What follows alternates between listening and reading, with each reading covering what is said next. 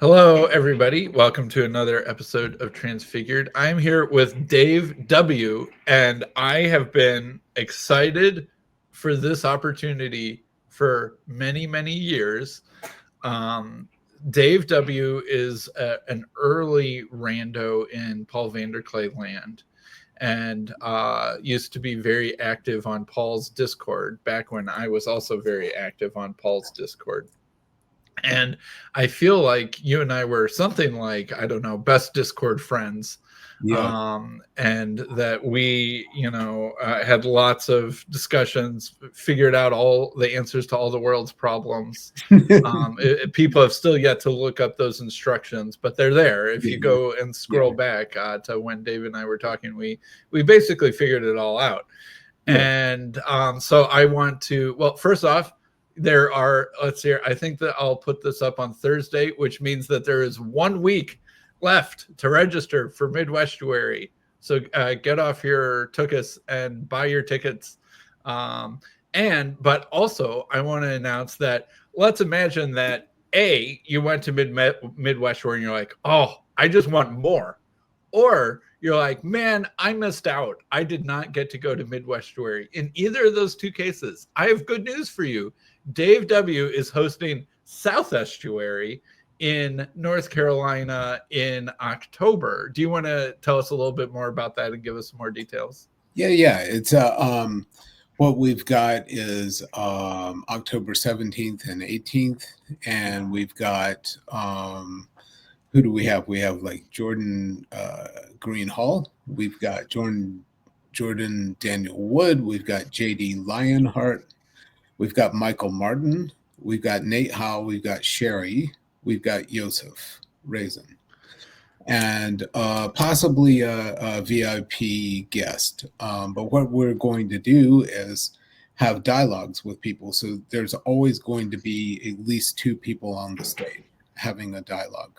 And then we're going to have estuary breakout groups that talk about the topics or are at least loosely related to those topics. And that's awesome. Yeah. And so I think it'll be pretty small. It's at a retreat center and kind of a, it's at a retreat center in a very beautiful part of North Carolina. Yeah. And in mid-October, I think that the leaves should probably be just about peak color. And so I have to say, this will be an extremely beautiful setting for a conference. So it'll be very different than the suburban vibe of Mid-Westuary, where there will be not a molehill on the horizon in sight, and all of the landscape will be human created. But you're not coming, no one's coming to Mid-Westuary for the scenery, but you should go to South Estuary just for the scenery South alone. Estuary too, if you want to look at the website, is southeast and then uary.com. And I'll have the link in the description of the video for people to follow up. And so Jordan Hall, he's been on my channel twice. I don't even know exactly how to describe him, sort of a semi-retired tech entrepreneur, religious thinker, fancy word user person. Jordan Daniel Wood has also been on my channel 2 or 3 times. He's a scholar of Maximus the Confessor and a very interesting Catholic theologian. And then you said who were the Shari? Obviously, she's also been on my channel, longtime Grail Country contributor. Nate Hile, the host of Grail Country, and then there was someone else in there. Yoseph Razin. What? Yoseph, yeah, I need to talk to Yoseph also. And there is JD Lionheart, who's a younger guy who's come in to fill in for. We originally thought we would have Chris Green, but he's not going to be able to make it. So we brought in JD Lionheart and Michael Martin as well. So. Michael Martin, famous sophiologist. And hippie with different views than you would expect him to have on many topics. And if that wasn't enough, there's a VIP guest that you will have to attend to find out. That's true. So, all right, check out South Estuary and link in the description. And like I said, Dave was one of the best friends that I made through Paul VanderKlay's Land. So, Dave, do you want to tell a little bit about your theological background? Yeah, sure. Dave recently had a randos conversation on Paul's channel. I'll also include that link in the description if you want more details. But for those just watching this video, do you want to give us a summary? And I think I can do it in a more succinct fashion than when I was talking to Paul. I grew up in a Baptist church, but it was an independent Baptist church. It didn't have any oversight from the, we weren't in the SBC, so it didn't have any oversight. And then when I was quite young, about 7, there was a schism in the church because there was a kind of a charismatic movement that kind of came through the church, and some, roughly half the church became charismatic / Pentecostal, and the other half left for a more conventional Baptist kind of experience through something that was in the SBC. And so from then on, I was a Pentecostal, Baptist-costal, really. But mostly the Baptist element of it would just be the way we baptized people. And some overlap, like with a Venn diagram of our church, which was pretty insular, our community pretty insular. And this is in rural North Carolina. It is in rural North Carolina. That's right, in Appalachia. Mm-hmm. And so, it's interesting because my family, not only me, but my family has had a number of, I would say, spiritual hinges within their lives, and some people would call them mystical experiences. My grandfather, my maternal grandfather, came home from World War II, and a lot of his friends had died, and he almost died and actually walked with a limp for the rest of his life and used a cane. But he developed hysterical blindness after he came home from the trauma. And there was one night when he got down on his knees and he said, "Lord Jesus Christ, please heal my sight, and I'll serve you." And his sight was restored, but all he could see was this incredibly bright light, and that lasted for about 3 days and then faded back into normal vision, normal functionality of vision. Holy smokes! Yeah. and then my mother had this around the time that there was this, I guess you could say, schism about to happen in my early church. My mother was what she would say is had the second baptism of the Holy Spirit and was filled completely with the Holy Spirit. And she lost her sight for about 3 days. And then when she could see again, she could only see in black and white. And she could only see in black and white. She saw in black and white for 6 months, and then the color started to fade back in. When she received at the second baptism, the receiving the Holy Spirit, almost like an inverse of what happened to her father. Yeah, almost like an inverse of it. Yeah. And then for me in my life, I think that I had an incident where my stepfather, when I was, I believe I was 14, and he had this experience, and he was a friend of the family. My mother and my stepfather weren't yet married, but he was over at our house, and he had this out-of-body experience where he describes it as being caught up into the body of Christ. And you have to understand, my stepfather, he has Asperger's syndrome. he's a microbiologist. He's a scientist. He's an Episcopalian.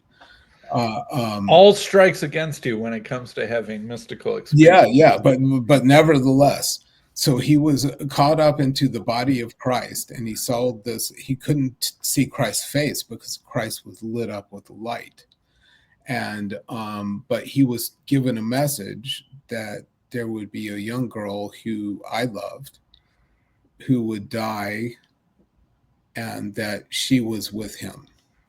And so he came back and he told me, and everyone freaked out, and we were thinking it was my sister.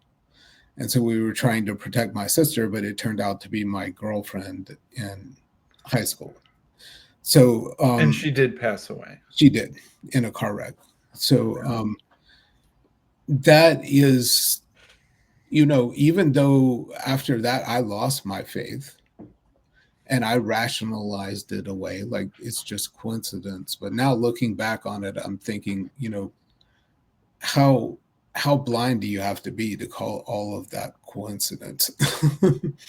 Yeah. So the subject that Dave and I wanted to talk about was light and dark woo, and we might explain that in a minute. But dwelling on your story a little bit, I can't help but notice the theme of lightness and darkness, of seeing and not seeing, being a pattern in your family's mystical experiences. Yes. Yeah, and I've experienced something that I don't believe was the actual light of Christ coming to me, but something that involved light. And I won't go into detail, because if I go into detail, it'll either be, I'll get from one side, people will say, well, you're lying. And from the other side, people will say, oh, you're special, and you know things that, and neither one of those things is true. It's just something that it happened to me one time. And then talk about becoming Eastern Orthodox. Well, that was over a period of so I lost my faith when my fiance died, and there was over a long period of time I became back to being an agnostic, and then I started thinking about these. I was having these kind of apocalyptic dreams of Christ on the cross, and he was looking at me, but it was in these dreams. And so it just came to me that maybe I could, now it came to me, okay, I believe in God. I believe God is love, but I don't really want to attend a church.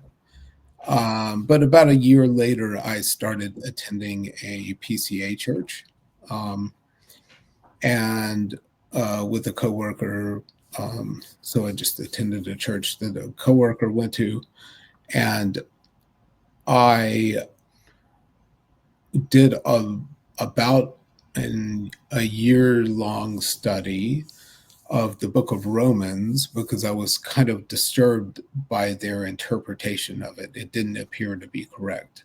And at the end of that, and by the way, those people were wonderful people.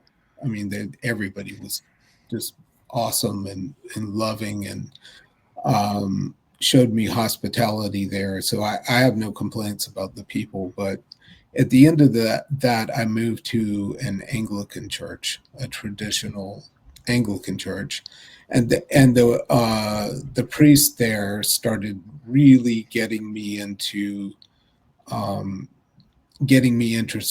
in Eastern Orthodoxy. And I had read the Brothers Karamazov and had that piqued my interest already. And so it was kind of like this gradual moving upwards into theism again, and into, oh, I need to practice something, and oh, I believe that this, every time I look at it, meaning the Orthodox Church is the most pure form of Christian practice that I could engage in. And so finally I, went to the actual church and became a catechumen, and that was in 2005, and I was chrismated 2006. Uh-huh. So before it was cool. before it was cool. Yeah. And that's one thing that I find interesting about your story is, of course, there's a lot of hotness around Orthodoxy in this little corner of the internet. And there has been really basically the whole time. And I don't think it's just like, say, the influence of Jonathan Peugeot or something like that. I think it's more broader than just that. But you, in many ways, were sort of like the elder statesman of Eastern Orthodoxy on the Discord, because you did it long before there was some internet fad to do it, and that you had more sort of experience and depth and wisdom about it, I feel like, than a lot of the people who were just newly curious about it. Well, when you're curious about something, you're not going to know everything about it. And when you're a novice, you're a novice. And, it takes some time to absorb the life of the church and the rhythm of the liturgical calendar, and to try to put that into your life when it's not really been a part of your life before. But over time, I guess you can LARP your way into anything. Yeah. and so who of the church fathers that you've read do you feel like have been most influential on you, even if they're just B-list church fathers? Well, deep inside joke there, but well, definitely Saint Maximus, the Confessor. He's my patron saint. I can't say I understand everything he says. I have to go back and read and reread it over and over again. But I've really taken a lot from him. Saint Gregory of Nyssa, Saint Isaac the Syrian. I would say it's profitable to read Origen. I would say that even reading something fairly simple like the things that Saint Seraphim of Sarov wrote, and because a lot of the things are very simple, but they're very important. So I don't know. There are so many Eastern Fathers that I have not read. I've read plenty of homilies by St. John Chrysostom, and I'm never sure if I can pronounce Chrysostom. Yeah, I always, my tongue trips over that. Yeah, and that's always been something that I found interesting. So, but I can't say that I've read them all because it's a book like this thick. But there's a ton of people that I haven't read that I'd like to get to for sure. Yeah, so I feel like one shared touch point that Dave and I have is I grew up also in basically an independent, small, Bible-focused, charismatic church, and didn't really have any connection to Baptistness. But that experience of, a small, tight-knit, charismatic Bible church is something that Dave and I shared in common. And then I, of course, also love reading the church fathers. And so I feel like while many ortho bros have sort of sharp elbows and aren't always very enjoyable to talk to, Dave is extremely gentle and patient and enjoyable to talk to, and that we had a lot of conversations about basically this, that, and every topic. And there's so many topics I wanted to cover, but I think that Dave highlighted the right one to start with, which is light and dark woo. So do you want to, what do you think, what do we mean by woo? When we're saying woo, what are we talking about? I would say woo, and I wrote some notes. But woo is anything that is outside of our ordinary experience that we seemingly don't have a natural explanation for, something like that. Yeah. And that we say, whoa, maybe that didn't really happen, or maybe I'm hallucinating or something. So almost akin to, say, supernatural. It's supernatural. And then I think, especially as like experienced subjectively. Yes. And also something that, practices and things that you do and spiritual forces that one might try and wield or interact with, I think is, specifically what I think of when I think of woo.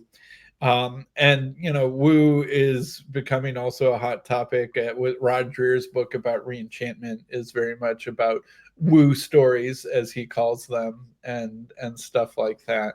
But I remember one moment, this was somewhat early on in the Paul VanderKlay world, where there was a guy named Vin Armani who had a randos conversation with Paul.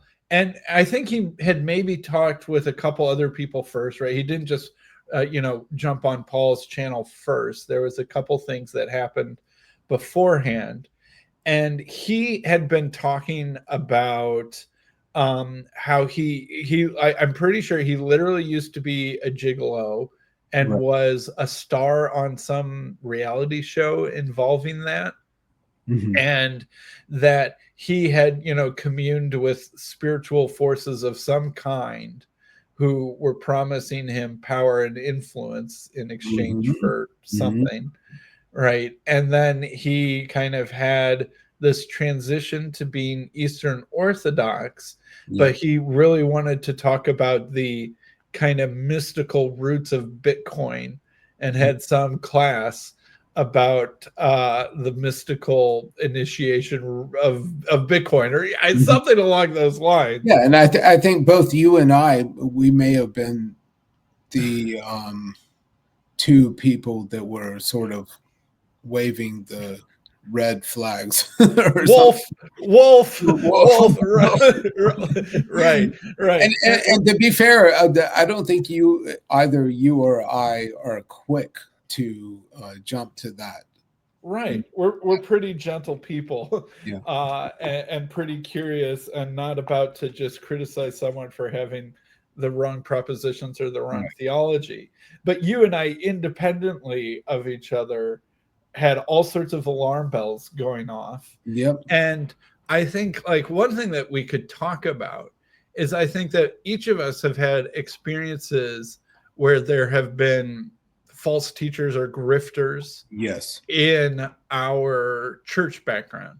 Now, it was, let me be clear, it was never my pastor. My pastor and my church itself was really actually very well behaved, all things considered. There was some standard human mistakes that any church would have, but like, I don't even want to emphasize that too much. Overall, it was a really good, healthy church.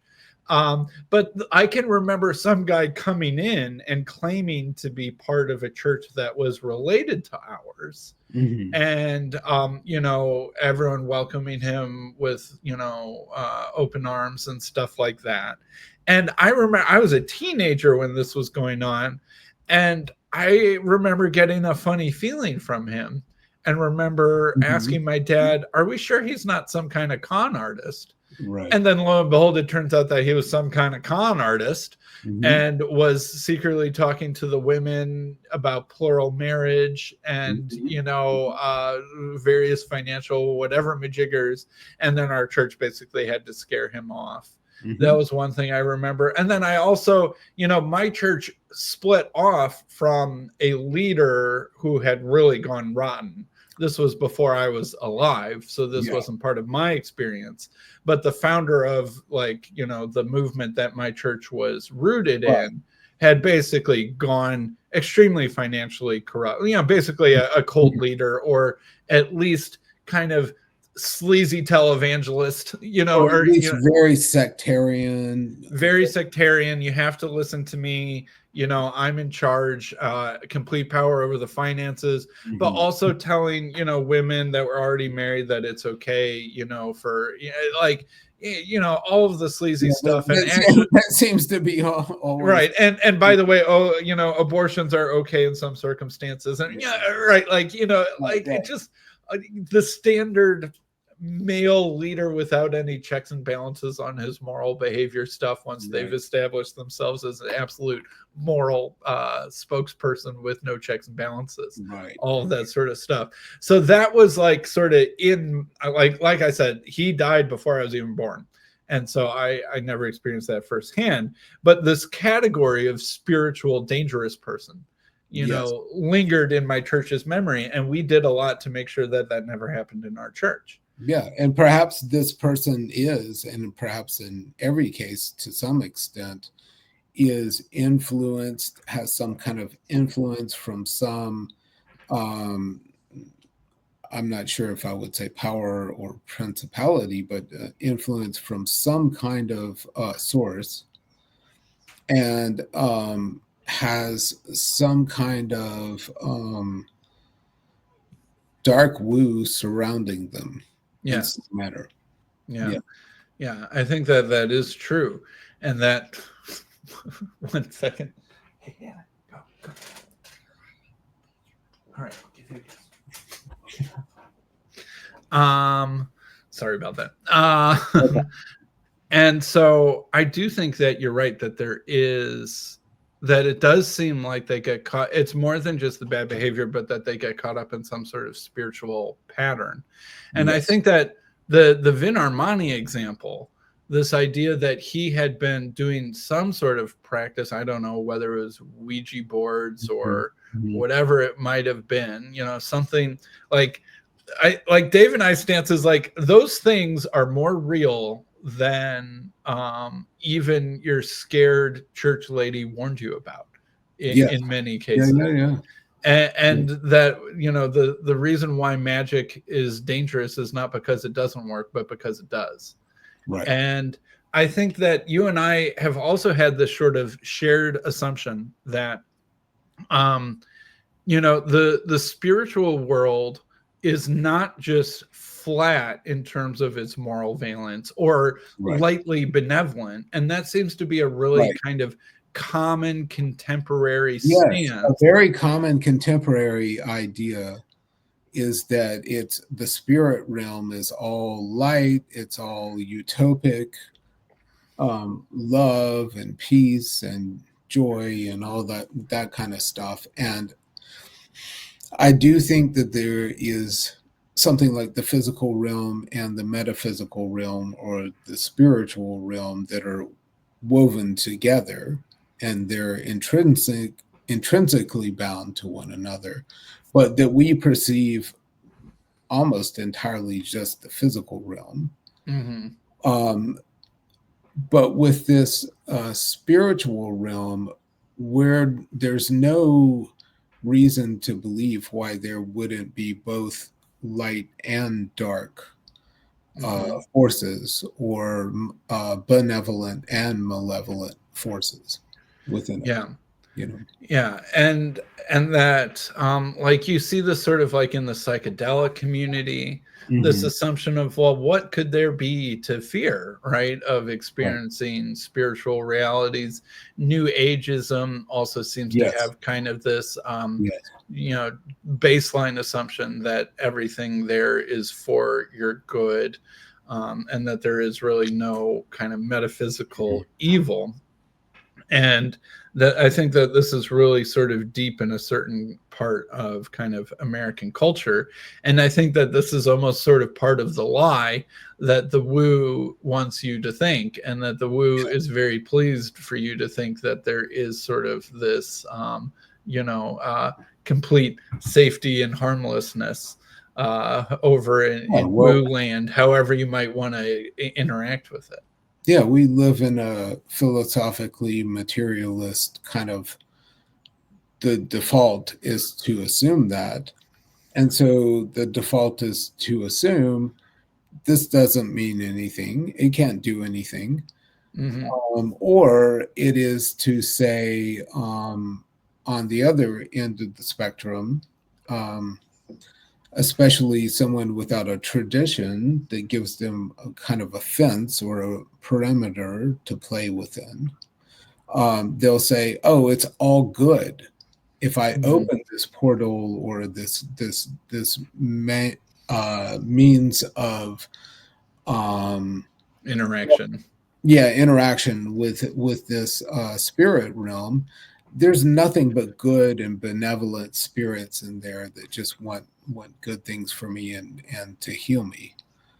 And so I mean, it's like something like a seance or using a Ouija board is either regarded as just BS and people just do it without thinking about it, or it's regarded as, well, this will allow me to do something good, like contact a dead relative or something. But they never considered the fact that the dead relative might be something other than that relative. Yeah. Right. And then I think you also see this in internal family systems work, right? This idea that you're sort of, I don't know, talking with various parts of yourself. And it does seem very similar in my estimation to hypnosis. I think that's sort of kind of a shared, it either just is hypnosis or it's something highly correlated and connected with hypnosis, where you sort of you allow yourself to give voice to various internal parts of your psychology that are supposed to be kind of personally distinct and even have different names and motivations and stuff like that. And you allow them to talk through you, and then your kind of, magical sparkle self, sort of talk back to them. And you're encouraged to engage in dialogue, and that sort of fracturing of the unity of the psyche, but also that allowing yourself to become porous to something else or someone else to use you to talk is, as far as I can tell, a very specific practice that's encouraged and taught in IFS work. And it's sort of assumed that, well, all the different parts of you are good and that they all have their point of view. And so maybe even if there's some self-destructive behavior, it might just be because some part of you is really scared about what happened to you when you were a kid, and that you need to encourage them that they can relax now or something like that. Right. As far as I can tell, that seems to be kind of a common pattern of that. And then, but then you read their work, and then every once in a while they would encounter parts of the person that did not claim to be part of the person. Right. Right. And then and did not want the person's good. And some of them claim to be the souls of dead people or the souls of gods of the past. Right. Or it's like, and I'm reading the various explanations in this book of what the origins of these spirits are. And it's just like a classic demonology hierarchy, right? Fallen angels, Nephilim, and like basically ghosts or spirits of dead people, right? The spirits of the great heroes of the past. That's a Nephilim. I wonder if there could be a more conservative family systems approach where you don't hypnotize people or open them up to having kind of these communications with other entities, potentially, but you say, okay, that part of yourself that is, imagine that part of yourself, this or that that we've talked about, and then talk out of that part of yourself without going into something where you're actually hypnotizing them or naming it or turning it into a distinct personality. But it's all Dave, right? If I'm doing that, I'm like, Dave, when you're doing that thing and you get into that destructive loop, that pattern that you've seen in yourself multiple times, what's going on with that, right? Why are you doing that? What are you feeling? What are your motivations? What part of you is driving that? Yes. Without like, let's separate that part out, and we'll call it Lucy. We'll call it Lucy. It's almost like I don't know if you've seen the show Severance, but I've not. Well, I won't spoil it for anyone, but it's kind of like that. So right.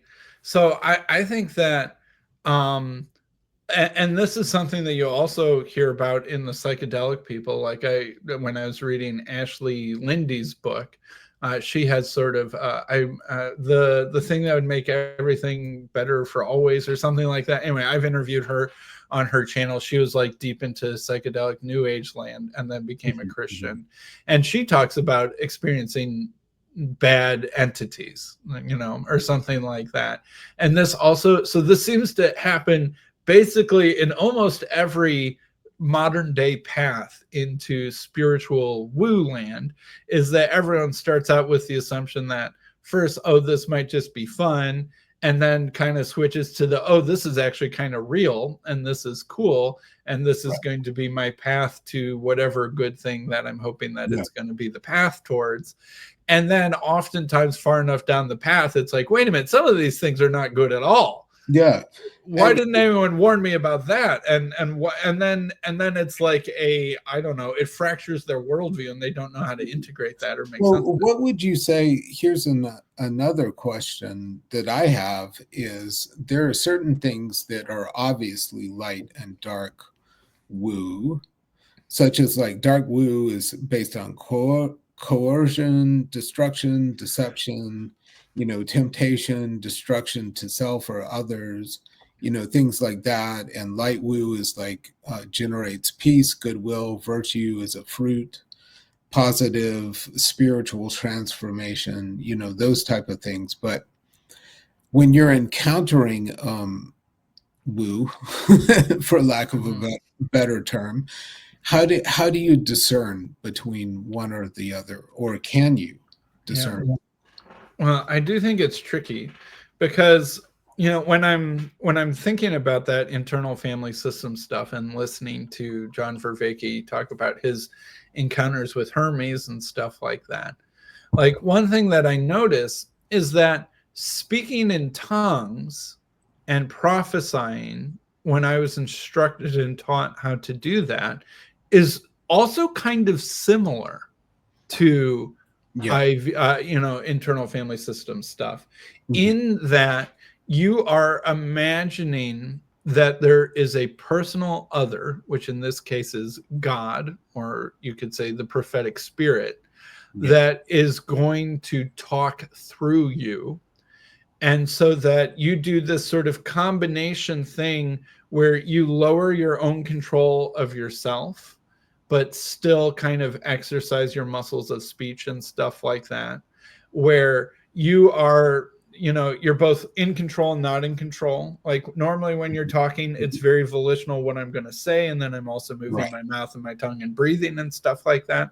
But when you speak in tongues, you just kind of do the motor stuff, but intentionally kind of turn off or strip away your executive control of what you're saying, and then open yourself up in a very intentional way to let the spirit speak through you. And so that, I'm like, that is actually strangely similar to what it seems like these people are instructing the IFS people to do, right? You're imagining go ahead. It did almost sound like to me that you were saying you're creating a space for the spirit rather than separating a part of you that's in a separate space that's part of you. You're like creating this for lack of a better word, womb, in yourself, for the spirit to come and fill. And so it isn't trying to name, part of yourself a different name or something like that. But it is weird. Speaking in tongues feels weird. And honestly, what feels even weirder is trying to prophesy, because the weird thing about prophesying is that you're speaking English and that you understand what you yourself are saying. Right. And I always found that way, or interpretation in tongues being the same thing, that I always found that way harder. Because isn't that supposed to just come in automatically? It's supposed, automatically, intuitively, undirectedly, right? And I always felt like, man, it's easy to fake this, right? In my conscious control, because I can just imitate, other people that I've heard doing prophecy. Sure. and that no one's gonna no, the fake would be close enough where no one's gonna get ask me too many hard questions. Yeah. But the times where it felt like I was doing it more genuinely, it was startling, really, honestly, to feel like you were speaking English words that you weren't in charge of. And I think that that's something that's similar to the IFS thing, is that you're practicing the ability to say English words that you know the meanings of, that you are not in charge of, and that are surprising yourself when they're coming out of you. And that you're developing that practice. I assume it takes a while. I assume that your first couple sessions maybe aren't as productive as you kind of practice and improve the techniques of those sorts of things. Right. I don't think it comes immediately naturally to everybody, and nor did, even in my highly charismatic circles, did we think that prophesying or interpreting tongues necessarily happened automatically as soon as you tried. Right? It was a discipline or a practice that you needed to be taught and that you could improve at over a period of time. Okay. That's different than the way we were taught, which was that it was sort of like you don't have a thought in your head and the Spirit just rushes through you and out comes the... Yeah. And I would say that the practice that we had to learn was to get out of the way. That's actually it's not that you have to learn to think what God is saying so that you can say what God is saying. You need to learn how to make sure that you're not getting in the way and interrupting it. That's the part, that's the part that requires the more practice. And so I think that, so my larger point is that sometimes the practices of dark and light will look surprisingly similar. Yes. And so that it might not be the thing in itself that helps you, or the methodology, I guess. Right. It's not always necessarily the methodology that makes it obvious whether it's light or dark woo. In some cases, I think it is. I think some cases there's spiritual methodology that's just wrong, right? It's just, yes. And the Bible's pretty clear about that. It lists that many times. Yeah, like for instance, I'm forbidden to try to communicate with the dead and have them speak back to me as an Orthodox Christian. So I'm forbidden to do that because it's considered just like throwing open the gate to demonic influence or even demonic possession. So and then various other magical practices are just outright forbidden in the Bible. But lots of the things that do kind of open yourself up to spiritual experience, like music can be one. I would say music's sort of on the gentle end of the spectrum, although some people can have extremely dramatic reactions to music. But music's relatively mild on the spiritual thing. But, some of those old things, like another thing that that you and I share is a passion for old American music. But like back in the 20s and 30s, there was an extremely stark divide between African American guitar players who would do gospel music and those who would do blues music. Yes. And while in many ways, if you are uninitiated and you listen to both of those things, they sound very similar. It's like, what's the difference? Why did they think that this was, church appropriate, and why they think that sort of music was going to send you to hell? It sounds the same to me. But to a trained ear, you know that there are chord progressions, there are melodies, and there are various other song structures and clues that starkly divide the two worlds. Oh yeah.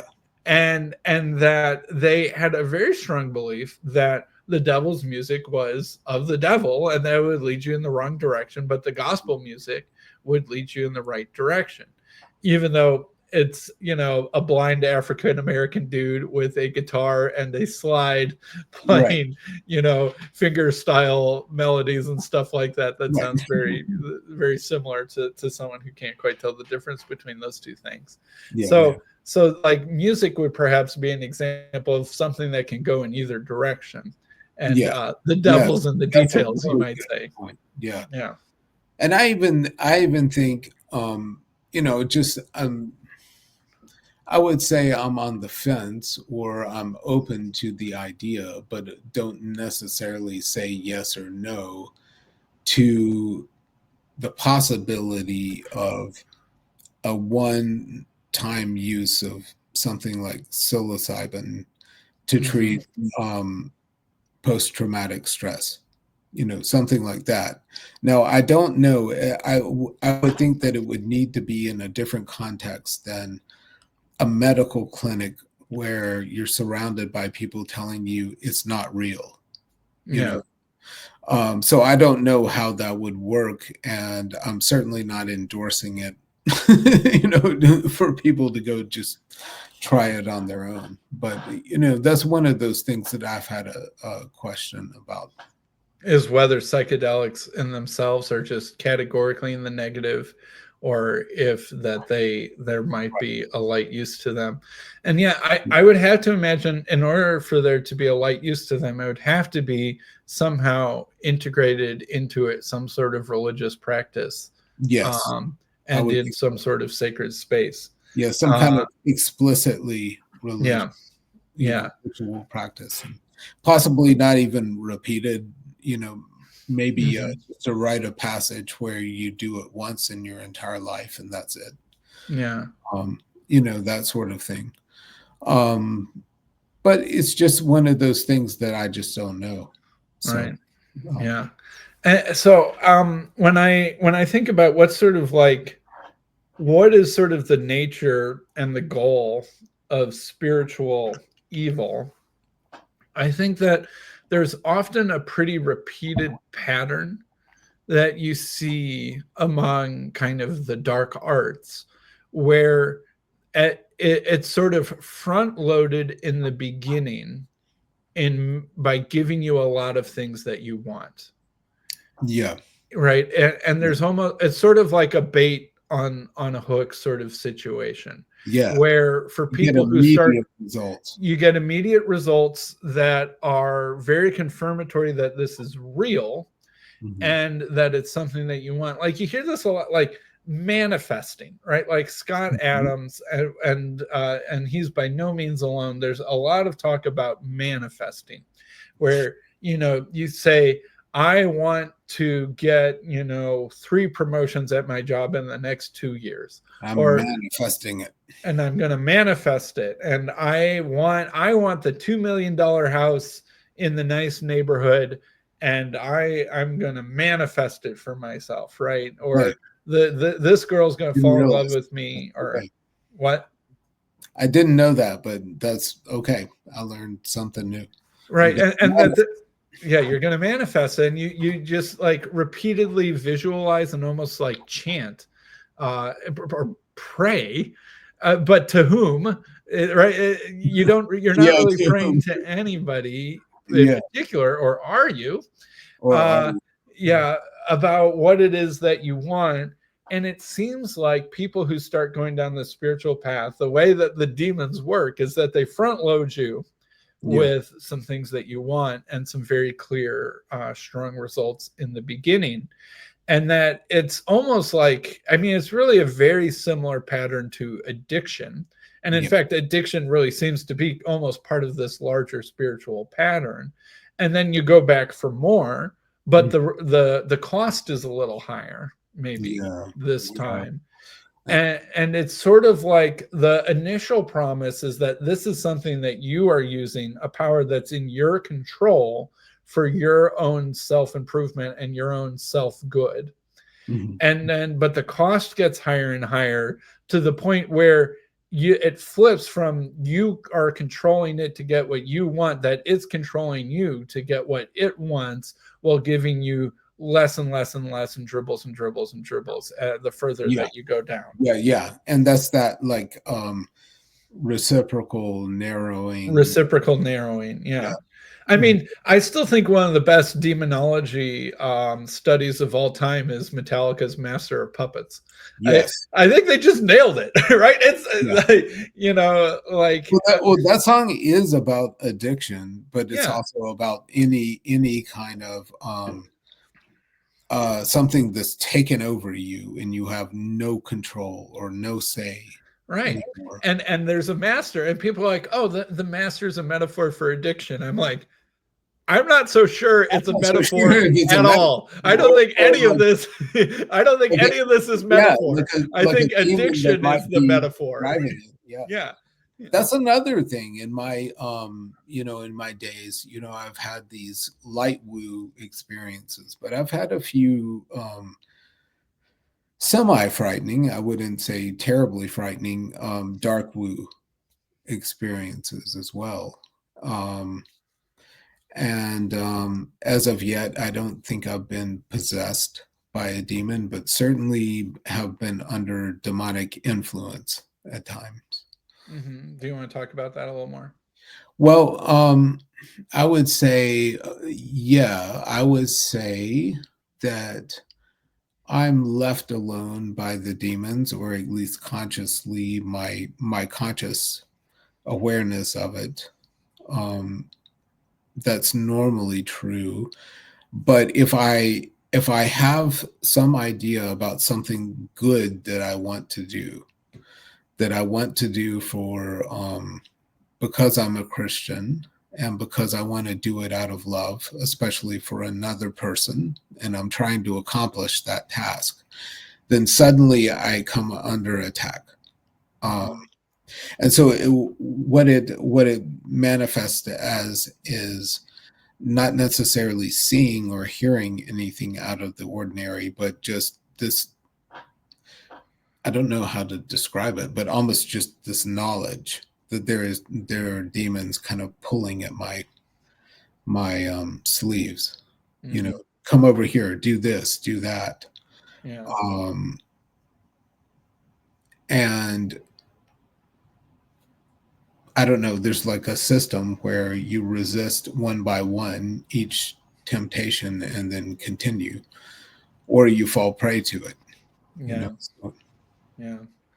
Yeah. And it's one of those things where it's, part of me feels like that old church lady who called so many things demonic when you're growing up. And you're like, no, listening to this kind of music isn't demonic. Although, like I said, Metallica, less demonic than advertised. or some things, it's almost like so demonic that it becomes such an accurate picture of the demonic that it's like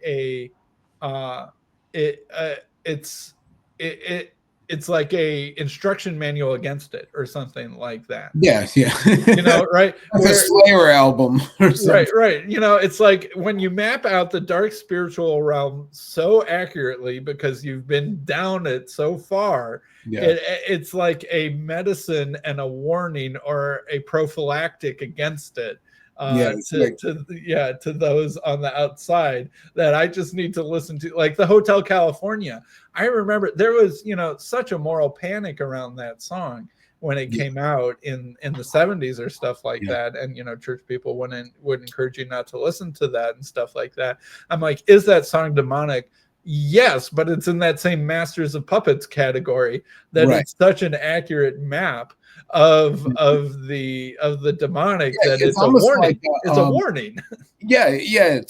It's a warning. It's a morality play. It's like, look, don't do this. Yeah.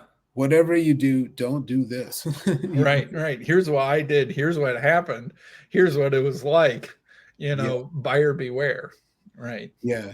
But when I feel like I'm under demonic attack, I don't feel like I've necessarily done something wrong. I feel like that usually happens when I'm really struggling to get up the strength to do something that I know is good, which, and I'm being, pulled at kind of. Right. And this gets back to another subject that you and I think would talk about on the Discord. And this one, I also feel like we just figured it out. So everyone listening, prepared to be blasted with truth. And we just saved you all a lot of work. Is what is sort of the nature of evil? And there are some parts of the Christian tradition and especially the Neoplatonic end of the Christian tradition, that sort of say that evil in a certain sense doesn't exist, that evil is basically just non-being, or like even in like Plotinus, the Neoplatonist, his version of evil, there was no such thing as evil, but there's this goodness that radiates down from the one or from God. But in the material world, it's almost like the good butter is spread over too much toast. And so there are some gaps in the butter on the toast because there wasn't enough goodness to permeate everything. So only what is good is real and truly exists. And badness is just the absence of good, right? And you can even hear Augustine say things along those lines, that evil is simply the absence of good, but it is really nothing in and of itself. And I think you and I both were like, I don't think that gives evil quite enough credit in terms of it being a thing that exists, even though there's something sort of right about the insight that at some level, everything that exists comes from God and is good and in pointing towards the good. And I think sort of our synthesis between evil seems to be a real thing that exists, that, you know, you can point to over here, here, and here, and it's not just a gap in the goodness, but it seems to be like an actual thing. And the insight that all things must, you know, kind of permeate from God. And I think that the synthesis that we came up with is that evil is something whose long-term goal is destruction. But in the meantime, it is existing as almost like a parasite off of goodness. That it has a form and a shape, and it has some sort of energy. And in many ways, it's often mimicking or copying goodness, but it is pointed in a direction and towards a goal that will ultimately lead to destruction. Yeah, so I would think that it's like that hybrid definition of evil is sort of allows evil to have an actual substance or ontology or something that defines it as something existent, that can actually have malevolent intent, while saying that ultimately where it will lead to is destruction of the good, which will be nothingness. So it will ultimately end in this kind of vacuum or a black hole. Right. Apocalyptically, or in the final analysis, it's nothing. In the final analysis, it's nothing. But in the meantime, it's borrowing something from good and then trying to kind of bend it in a way that's self-destructive. Right. And that it's aimed towards self-destruction, or sometimes other destruction as well. Yes. And perhaps the ultimate form of evil is evil that's trying to destroy good itself. But that it is then, but it still needs goodness to even exist to be able to do that. And so if it were to ever succeed at what it wants, it would just extinguish everything. Yeah. But in the and this is like the weird thing that's kind of hard to talk about. I still like need to figure out the right words for this, is that it needs to borrow from goodness even to exist.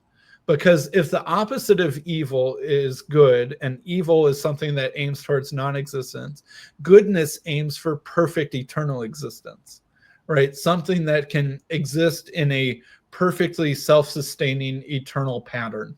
Right. And that's what we're aiming for, is the pattern, the form, the purpose that is, infinite and infinitely repeatable and self-sustaining and good and flourishing.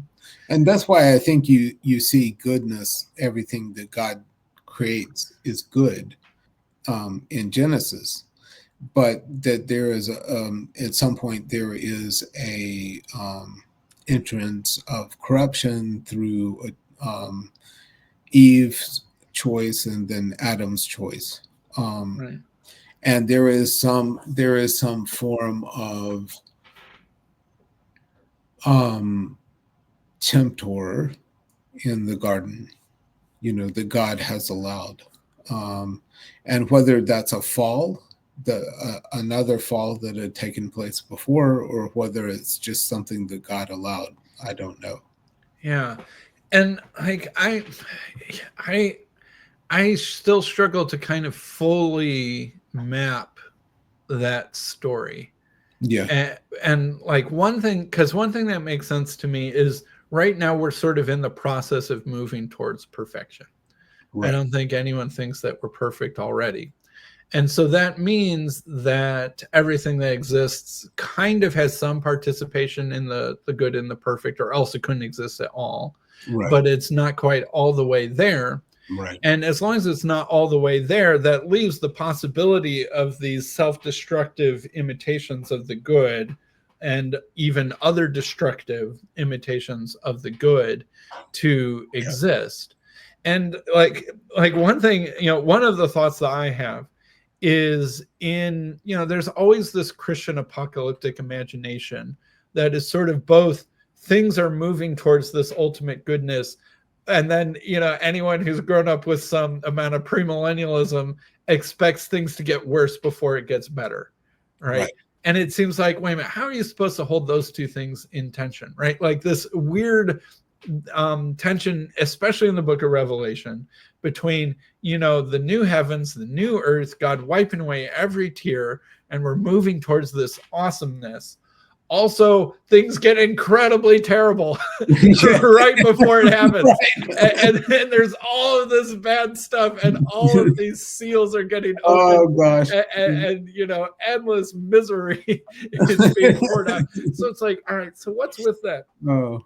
And part of me feels like the way to kind of balance that tension or explain why both of those things, why that pattern makes sense, is that the closer you get to the good, the stronger, in some sense, it enables evil to imitate the good and for its destructive purpose.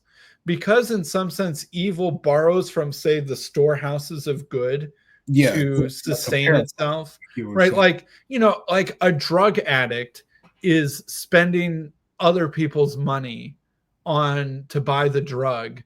And, the more and more they get addicted to the drug, the more and more money they spend. Mm-hmm. But if they were to ever just like completely run out of money, right, or couldn't find access to money, whether it's their own or they're stealing it from someone or they're getting it from someone somehow, right, they're stealing all of the storehouses of goodness around them to feed this destruction.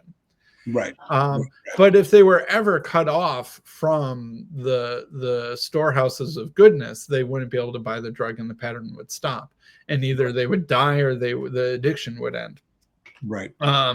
And so in some sense, the more stored up the storehouses of goodness are, it's almost like the more fuel that it gives towards badness, right? And perhaps like something terrifying about the Nazis is that they had these extremely strong storehouses of good.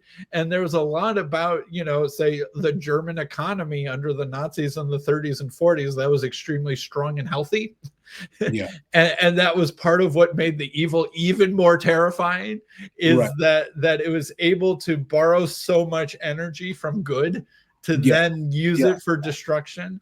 Like you were saying, using the good as a fuel.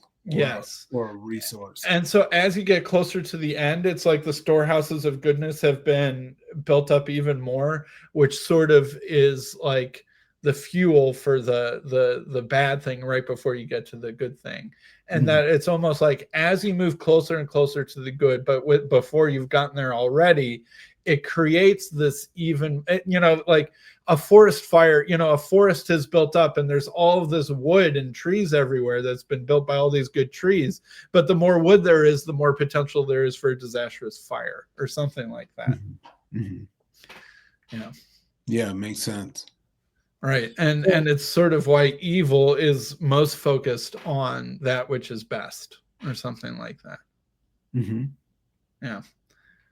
Yeah. And that which has the most intent to bring life into the world rather than nothingness. Yeah. something like that. Right. And that's sort of why evil's more obsessed with good than good is obsessed with evil. Right. Because evil at the end of the day needs good and needs to imitate it. And that almost it's like the fuel for the resentment or something like that. Yeah. That's a good thought. And I think another aspect of this is sort of like we said, there's this sort of like bait and hook switch thing with the pattern of evil. And again, drug addiction is a very sort of kind of easy example, where imagine, the drug dealer gives you some free samples. Yeah. And the first time you take a drug, it has the strongest effect on you. Yeah, and the samples are actually the pure stuff. Yeah. And then you're like, holy smokes, man, that hit of cocaine. I was so on fire for a while. I was able to get so much of what I wanted, blah, blah, blah, blah, blah. All right, I'm going to go do that again because that worked really well for me. But then, right, like the cost gets higher, the benefit gets lower, and the reciprocal narrowing happens. And what you originally thought you were using to accomplish your own good, by the end, to even get the little breadcrumbs of what you want, you're having to serve someone else's good, right? Mm-hmm. What originally feels like self-empowerment becomes slavery to the master of puppets. Yes. Right. Yes. Right. And you thought that he was offering you all this stuff, but in the end, all you hear is laughter. Yes. There you go. Right. Laughing at your cries. Right. Come crawling faster, obey your master. That's right. Right. Yeah. And you move faster and faster in the direction while getting less and less in return. The opposite pattern, right?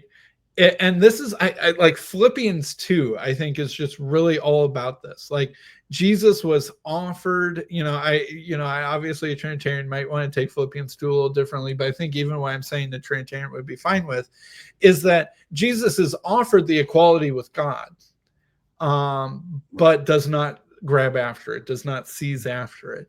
And like, whether we're talking about Jesus, Satan offering Jesus the kingdoms of this world, if all you do is bow down and serve me, right? That's sort of the free drug sample.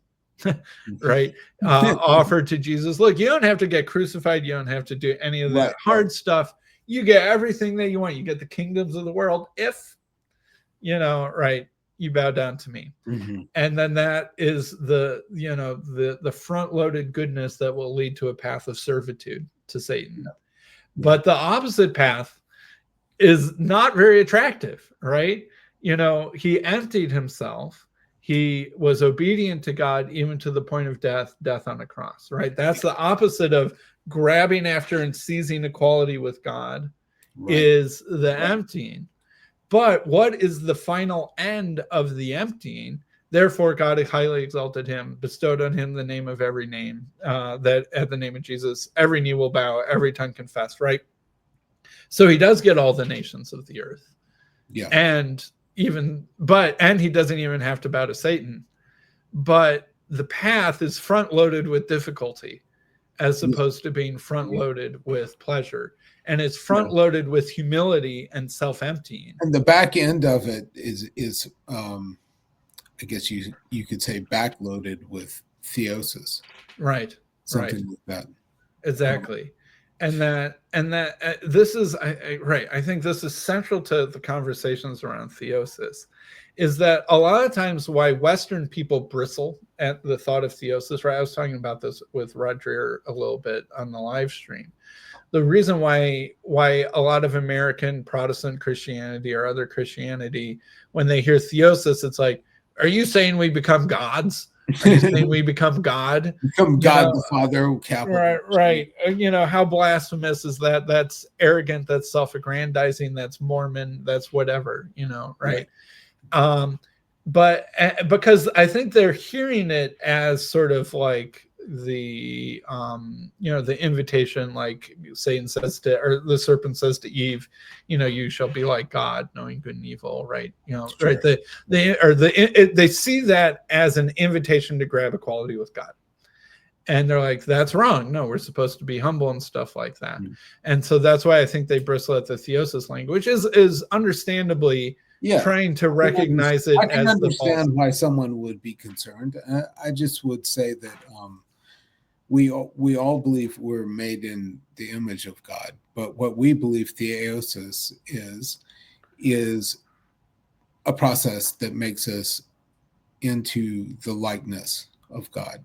And so this is a process that is practiced through things that are fairly uncontroversial: virtue, love your neighbor as yourself, prayer. I don't know. Self-emptying. Yeah. Self-emptying. The goal is to let God work through you and hand Right. yourself completely over to be a You're servant of God. participating with God's grace, and then you're spiraling up into this thing that we ultimately call theosis. Right, but you spiral up by going down, right? Yeah. By emptying yourself, by Yes. thinking of other people as more important than yourself. Right. And you give yourself for others. And the your will, not my will, right? That right. And that's really the fork in the road is, am I trying to strengthen my will by empowering myself, or am I trying to weaken my own will and align it with God's will? Because if you're the sort of person that does nothing that you want of yourself, but only does what God wants, that is theosis. That is right? theosis. Right. Yeah, because you've recovered, as Saint Maximus, the Confessor, would talk about, you have a natural will and you have a gnomic will, and your natural will desires only that which is good, and your gnomic will deliberates in darkness between good and evil, and your natural will may see 2 or 3 or 4 goods and choose between one or the other, but all it can see, all it desires are options that are good. Yeah. And so when that's restored, yeah, you naturally do that which is good. Right. And it's not doing it for your own sake, it's doing it for That's God's sake. But once you're doing what God wants for you, then you have godlike power flowing through you. Yes, but it's right. it's not your it's not under your control, so to speak. Not You're under your God's control, and it's not due to your will. It's due Right. to the Father's will. So you're a right. conduit. Right. And then you become the most powerful thing in the universe. Right. it is when you're not doing your own will. And that's the tricky part of Christianity, and that's the Philippians 2 conundrum. Yeah. Right. Yeah, and that comes around too to like Saint Seraphim of Sarov said, be at peace with yourself, and 1,000 around you will be saved. Yeah. And when I think about that, it's like, oh, this really radical state of grace, of theosis. If one were to be able to reach it, how effective would it be without like a social engineering project by a church to try to bring new people in, you know? Mm-hmm. Yeah. And so there we go. That's the difference between dark and light woo. Is dark woo is trying to tempt you to give you what you want to make yourself more powerful. Yeah. Whereas it will ultimately, ironically, lead to enslavement, because it's using your own self-desire to capture you to accomplish its goals. Yeah. Whereas the light woo is the exact opposite pattern, where you voluntarily submit and enslave yourself first. And then as you do that, more and more power is given to you, because it's not your own power, it's God's power. And so the path to slavery is seeking your own freedom, and the path to freedom is seeking your own slavery. Yeah. Yep. There we go. There we go. We've done it. We've done it. You see, we told you people. Dave and I already solved all the world's problems. We figured out all the theological No more questions about woo should ever arise again in your life. Yeah. We have solved it all. So. And the dark woo is real, and it's trying to tempt you, and it's trying to capture you, because it desires, it is the existence that self-consciously desires destruction. Yeah. That's true. So run towards the light. Yeah. Great. All right, Sam, thanks for having me on. I had a great time. Yeah, me too, Dave. Everyone check out South Estuary. Link in the description. Yeah. Achieve Theosis, capture some of Dave's light woo, and other theological insights, I'm sure, await in fellowship and good time. All right. Thanks, Dave. Good to see you. Sam. Bye-bye.